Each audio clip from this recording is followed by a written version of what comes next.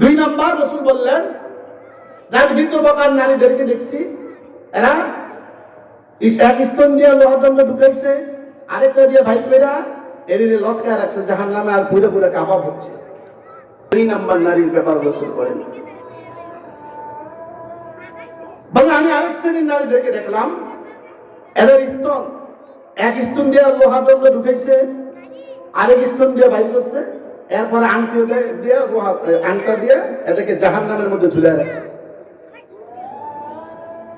এবার রাসূল বলেন, যখনই আমার এই ঘটনা আমার চোখের সামনে আসে, আমি পেরেশানগ্রস্ত হয়ে যাই, তখনই আমি মুসল্লায় বৈশা মালিকের কাছে কান্নাকাটি করে এদের জন্য মাপ চাই। এবার ফাতেমা বললেন, আব্বা জান, এর কি অপরাধ? এই মহিলা এমন কি অপরাধ করছে যার কারণে এত বড় শাস্তি? এবার রাসূল বলেন, এরা হলো জিনাকারিনী, এরা জিনা করতো, এরা হলো জিনাকারিনী, এই জন্য রব তাদেরকে শাস্তি দিচ্ছে। এবার বুঝে থাকলে বলুন, জিনা মনে হয় একজনকে দেওয়া হয় না, আরেকজন দরকার হয়। আলোচনা বুঝেন নেই? জিনা কি নিজে নিজে হয় নাকি দুইজনের প্রয়োজন হয়? একজন হলো পুরুষ আর একজন হলো মহিলা। একজনকে আরেকজনকে মহিলা। তাহলে বোঝা গেল আলোচনা মহিলাদের। বাকি এই মহিলাদের আলোচনার ভিতরে কারা আছে? আপনারা আছেন, পুরুষরাও আছে, আমরা আছি। এখন কথা হলো, বেবিচার যারা আছে, সূরা নূরের মধ্যে রব জানাই দিবেন, আয-যানিয়াতু ওয়াজ-যানি, যদি এরকম জিনাকারিনী নারী, ওয়াজ-যানি জিনাকার পুরুষ, এগুলো যদি অবিবাহিত হয়, বলেন কি, এরা যদি অবিবাহিত হয়, একটার বিয়ে হয় নাই, পিটিস পিটিস করে, এর মাধ্যমে তারা অবৈধ সম্পর্কের মধ্যে জড়ায় পড়ে, জিনার মতন ব্যভিচারের মধ্যে যখন তারা লিপ্ত হয়ে যায়, যদি এরা অবিবাহিত হয়, তাদের শাস্তি রব সূরা নূরে জানাই দিলেন, ফাজিলিদু কুল্লা ওয়াহিদিন মিনহুমা মিয়াতা জালদা। সুবহানাল্লাহ বলেন, শাস্তি কথা জানাই দিচ্ছে কেমন। এখন আল্লাহ বললেন, যদি এরা যদি অবিবাহিত হয়, এইগুলোর ধইরা 100টা দৌড়া মারবা। বলেন কয়শো? কয়শো? বলেন কয়শো? 100 দৌড়া মারবেন। ঘরের ভিতরে নিয়ে 10টা জুতা বাড়ি দিন, ঘরের ভিতরে ঢুকে 10টা জুতা বাড়ি নাকি দৌড়া লাগাইতে হবে, চাবুক দিয়ে আঘাত করতে হবে। আঘাতগুলা কিরকম হইতে হবে? আপনারা জানেন, হযরতে ওমরের কাছে যখন ওনার ছেলের ব্যাপারে যখন আসলো, তখন উনি ওনার সন্তানকে যখন 80টা বেত্রা আঘাত করলেন, সাথে সাথে দুনিয়া থেকে বিদায় হয়ে গেছে। যেহেতু উনি ছিলেন ইনসাফগার, এই জন্য যাতে মালিকের কাজ করায় দাঁড়াইতে না হয়, এই জন্য কবরের মধ্যে গিয়ে 20টা বাড়ি দিছে। ঘটনা জানেন কিনা? তাহলে ওজনটা কিরকম? এর ওজনওয়ালা 100 বাড়ি দিতে হবে। ওজনওয়ালা কি দিতে হবে বলেন? আলোচনাকে বুঝেন আপনারা? এটা কি নেওয়ার আলোচনা না? হ্যাঁ, গর্ব হবে, শুয়ে শুয়ে শুনে কাম হইব। যুবক ভাইরা দোকান ঘাটে বসে তাহলে কাম হবে? ওয়াজ তো তাদের, ওয়াজ আজকে তাদের। এজন্য যারা এখন বাইরে এখন আসেন, একটু কথা কই আপনাদের সাথে। আল্লাহ জানাই দিলেন, এদের শাস্তি হলো ফাজিলিদু কুল্লা ওয়াহিদিন মিনহুমা মিয়াতা জালদা, 100 বাড়ি দিতে হবে। এখন নেতা যারা থাকবে, যারা বিচার করবে, যারা পদ্মহীন এলাকার, এদেরকে আল্লাহ বলছেন, ওয়ালা তাখুযুকুম, আল্লাহ জানাই দিলেন, শোনো, ওয়ালা তাখুযুকুম বিহিমা রাফাতুন, আল্লাহ বললেন, বিচার কাজ করতে গিয়ে যেন তোমাদের দিলে মায়া উতলায় না উঠে। একটা মানুষের 100টা বাড়ি দিন মায়া লাগতেই পারে। আল্লাহ বলেন, সাবধান, এটা আমার বিধান।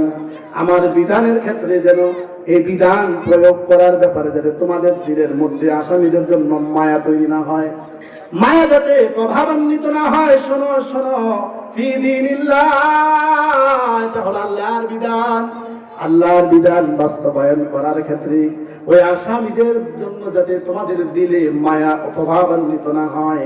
ইন কুনতুম তুমিনুনা বিল্লাহ, আল্লাহ শর্ত দিয়েছেন, যদি নিজের মুমিন মনে করো, তোমরা যদি আল্লাহকে আল্লাহ বলে মানো, পরকালকে যদি বিশ্বাস করো, তাহলে শোনো, এই বিধান প্রয়োগ করার ক্ষেত্রে তোমাদের দিলে কোনো মায়া আসতে পারবে না।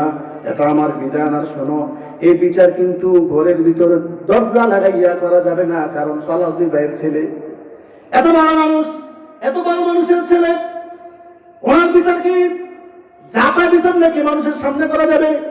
আসো আমার 3 তলার ভিতরে গিয়ে সুন্দর করে দরজা দিয়ে গোপনে গোপনে বিচার করবা। আল্লাহ বলেন না, এটার গুনাহ হয় গোপনে, বাকি বিচার হতে হবে ওপেনে।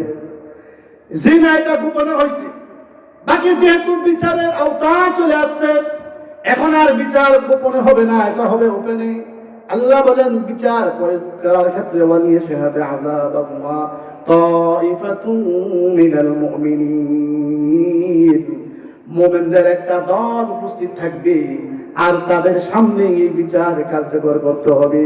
যেটা সৌদি করা হয়, সৌদি আরবে যেটা করা হয়, সবাই উপস্থিত থাকে আর মাঝখানে আসামি কি করে হত্যা। এরকম 2-1টা যদি বাংলার হইতো, আমার মনে হয় জিনা বেবিচার কমে যেত। আপনারা কি বলেন? জিনা বেবিচার কি হইতো? কমে যেত। কিন্তু হয় না তো। এই জন্য ইসলামী রাষ্ট্র দরকার আছে না নাই? আল্লাহ কারে ফাঁস করে বাইরে আমরা করাই। তাহলে যে কথা বললাম, বিচার ওপেনে করতে হবে। আল্লাহ বলছেন যদি তোমরা আমার প্রতি ঈমান এনে থাকো, আমাকে যদি রব হিসাবে মানো, পরকালকে যদি বিশ্বাস করো, তাহলে আমার বিধান বাস্তবায়ন করার ক্ষেত্রে কোনো শীতলতা করা যাবে। তোমার ভালো লাগুক বা না লাগুক, আমার বিধান যদি পালন করতে হয়, আমি যেভাবে বলছি সেভাবে করতে হবে। সূরার নাম সূরা নূর। সূরার নাম কি? সূরা নূর। এই নূরের মধ্যে আল্লাহ স্পষ্ট 2 নম্বর আয়াতে জানাই দিচ্ছে। এখন কথা হলো, এটা তো হলো যারা বিয়ে করে নাই, দুর্না আবিয়েটা নাকি এরা ভাষা বলে, বিয়েটা আবিয়েটা, একটারও বিয়ে হয় নাই, এরা মজা স্বাদ গ্রহণ করছে, এই জন্য 100 বার দিত। আর যদি শুকর মার্কা কিছু মানুষ থাকে, ঘরের মধ্যে হালাল বিবি আছে, ঘরের মধ্যে কি আছে বলেন? হালাল বিবি আছে, আরেকবার আর বউর লোকে পিটিস পিটিস করতে মজা লাগে। যদি এরকম ধরা খায়, নিজের ঘরে বউ আছে, তারপরও আরেকজনের বেডির সাথে ধরা খাইছে, জিনার মতন বেবিচার ধরা খাইছে, এই লুচ্চারে দুনিয়ার মধ্যে থাকার কোনো অধিকার নাই। আল্লাহ বলছে আর হত্যা করে ফেলবা। এরা এতটুকু মাটি গর্ত করে দাবাইবা, পাথর দিয়ে আঘাত কইরা কইরা রজম যেটাকে বলা হয়, এরা শেষ করে দিবা। এরা ঘরের মধ্যে হালাল বিবি থাকার পরও শুকরের মতো না পাক পচা পানির মধ্যে গইরা গড়ি না করলে ভালো লাগে না। শুকর দেখবেন যত ময়লা আছে, এই ময়লার মধ্যে হারাদিনি গইরাগড়ি করে। এরা যদি দৈরাই না ভাই, সাবান দিয়ে, বিদেশি সাবান দিয়া, সৌদি আরবের সাবান দিয়া, এটা মোড়াইয়া বালা করে গোসল করাইয়া যায় না, আমাদের মধ্যে তেল সাবান আতর সুরমা লাগাইয়া বয় ধুয়ে দেন। এটা বলেন তো, এরা যে আদর করে গোসল মোসল করাইয়া আতর মাতর লাগাইয়া এরা বয় রাখছেন, সামনে ময়লা আছে কি যায় না, আমাদের বসে দেখো না করে দিব। জোরে বলেন, তা আমার দেন না, কই দেখবো না, ময়লা যাবো কেন? এটা দেন না চা, এই গন্ধ দুর্গন্ধের মধ্যে গইরা গড়ি করা দেন না চা। আর যার ঘরের মধ্যে হালাল বউ আছে, তার মধ্যে আর শুকরের মধ্যে পার্থক্য। সবাই বলেন, যার ঘরে হালাল বউ থাকার পরও না পাক গান্ধার দিকে দৌড়াদৌড়ি করে, এর স্বভাব শুকরের মতো। আল্লাহ আমাদেরকে হেফাজত করুন। এবার আসি আমরা আরেকটা বিধান, ওদের গীবতের আলোচনা করতে গিয়ে আপনাদেরকে বলছিলাম যে যদি থাকা জিনিসটা নিয়ে আলোচনা করার নাম হলো কি বলেন? আর যদি গুণ নাই তারপরও আলোচনা করলো, এটা না অপবাদ। এই অপবাদের শাস্তির কথাটা একটু জানাই দিয়ে খুলছি। এটা সূরা নূর। এখন আল্লাহ বলছেন ওয়াল্লাযীনা ইয়ারমুনাল মুহসানাত, সতী সাধবী নারী আছে, যদি এদেরকে যদি মিথ্যা অপবাদ দেওয়া হয়, যারা মিথ্যা অপবাদ দিল, তাহলে এর জন্য কাজ হলো যায় বিচার দিল। মনে করেন দেখ আপনি বিচার দিচ্ছেন, হুজুর এই কাজ করছে, এখন এই ব্যাপারে আপনার দায়িত্ব হলো 4 জন সাক্ষী আনা। কয়জন বলেন? কয়জন? আলোচনা কি বুঝেন না আপনারা?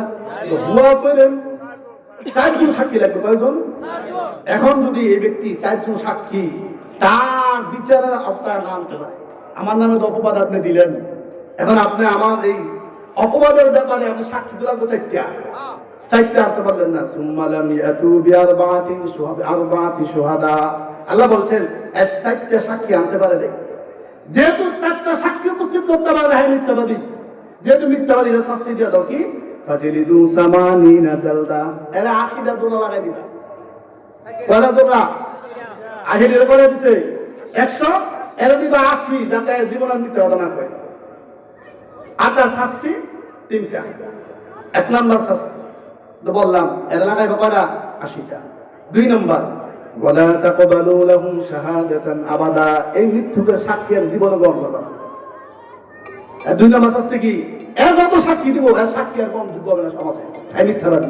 একবার যেহেতু মিথ্যা ধরা খেয়ে গেছে, অতএব এর সাক্ষ্য আর কি হবে না, বলে গ্রহণযোগ্য হবে না। 3 নম্বর শাস্তি হলো উলাইকা হুমুল ফাসিকুন, এরই ফাসিক, ফিতনাকারী, সৃষ্টিকারী হিসাবে কি হবে? মানুষের সামনে চিহ্নিত হবে। এই আলোচনা আপনাদেরকে জানাই দিলাম।